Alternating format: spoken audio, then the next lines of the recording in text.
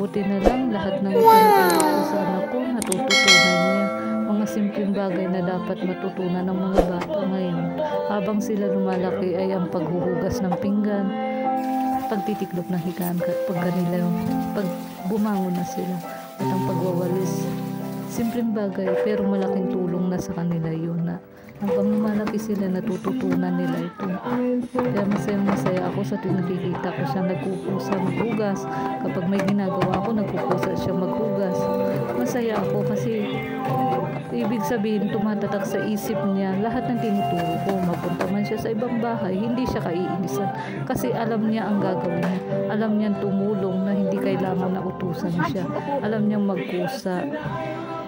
Yan naman ang gusto natin mga magulang, para pagdating ng oras mapunta siya sa ibang bahay, hindi siya kaiinisan, hindi siya sasabihan na ano ba tong anak nito, hindi man lang tinuruan ng ganito ng magulang.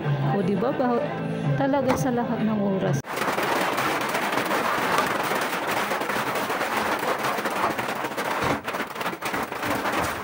Diba? Ang kuya kayo po talaga mga